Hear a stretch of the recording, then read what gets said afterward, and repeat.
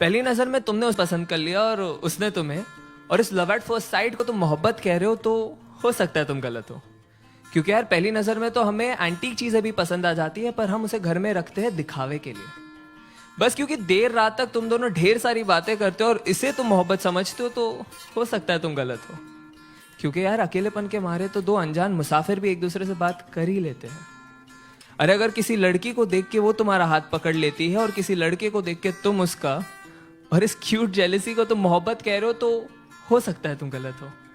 क्योंकि यार परिंदों को पकड़ा जाता है पिंजरों में कैद करने के लिए, उन्हें आजाद करने के लिए नहीं। बस क्योंकि अब तुम दोनों एक दूसरे की बातों को समझ पा रहे हो और इसे तुम मोहब्बत कहते हो, तो हो सकता है तुम गलत हो। क्योंकि याद रखो, दो भूखे भिखारी भी एक दूसरे की भूख समझ सकते हैं पर मिटा नहीं सकते। अरे अगर तुम एनिवर्सरी का सेलिब्रेशन हर महीने कर रहे हो और इसे तुम मोहब्बत कहते हो, तो हो सकता है तुम गलत हो। क्योंकि दास्तान इश्क को बयां करने के लिए साल का कोई नंबर नहीं चाहिए होता। अरे बस क्योंकि तुम उसके इंस्टा स्टोरीज का और वो तुम्हारे स्नैप स्टोरीज का हिस्सा बन चुकी है और इसे तुम मोहब्बत कह रहे हो, तो हो सकता है तुम गलत हो। क्योंकि यार मोहब्बत को फिल्टरों के साथ सेव नहीं किया जाता, उसे बस उसी लम्हे में जिया जाता है।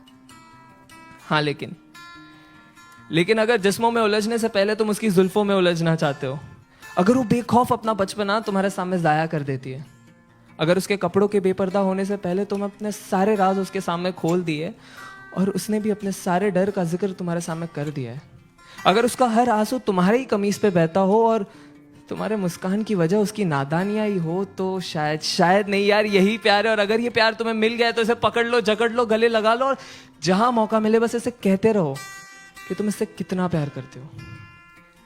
क्योंकि ऐसी मोहब्बत से मुलाकात होने में जिंदगी का एक काफी लंबा अरसा बीत जाता है।